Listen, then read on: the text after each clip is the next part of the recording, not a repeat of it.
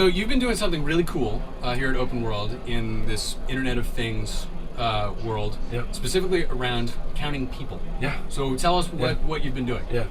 So if anyone's been following this trend in Internet of Things, there's literally hundreds, if not thousands, of applications of the concept of IoT, right? Right. So what we've done here is we've taken Oracle's IoT platform all the way from a device made by one of our partners called Eurotech that has Java embedded in it, and taken Oracle event processing solution all the way through, cobbled together with a SOA architecture, and rendered data in these BI dashboards that actually is showing the count of people flowing through the keynote halls here at Open World, flowing through registration areas at Java 1, flowing through various booths, and this is IoT in motion, quite literally.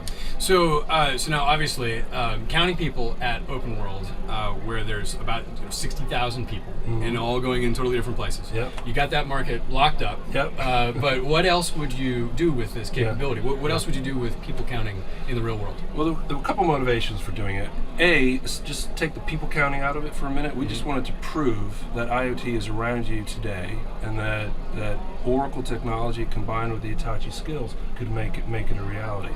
As for people counting specifically, it applies here at Open World, but what is Open World? It's a trade show. There are thousands. A really great one. Yeah, it's a really good one. There are thousands of trade shows every year where a solution like this could be applied. But people counting applies in any myriad of industries. Think about the entertainment or sports industry, where stadiums and concert halls and so forth are interested in a people counting solution to know not just count of people, but the flow and the timing of where they go, so that the event organizers can then calibrate their entire logistics plan, including staffing plans and whatnot, to make sure that they're taking advantage of this data and putting people in the right places at the right time. That's one example.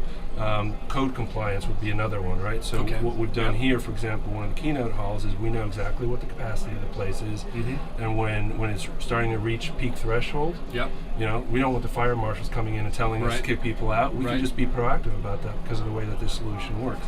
Other examples: retail, proximity marketing. We talked about this before. Think Minority Report, but maybe a friendlier version of Minority Report without having your eyes replaced. Exactly. No, an opt-in kind of world, right? All right.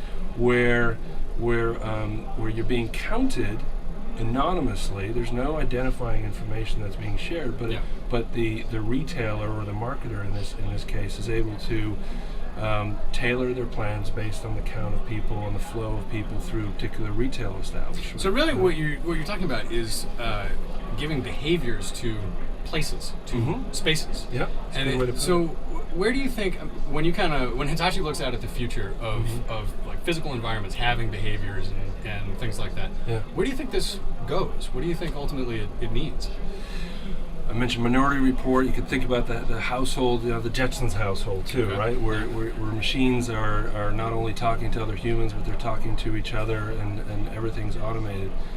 I think we're going to enter a world where, first of all, the numbers are just staggering. There's 50 billion devices that will be connected to the internet just by the end of this decade alone.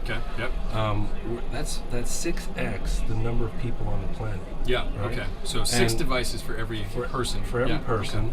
And most of those people, given where they live, may not be anywhere near that kind of a device. So people like you and me living in here in the States right now, the multiple, it's just all around us. And we think the opportunity is tremendous.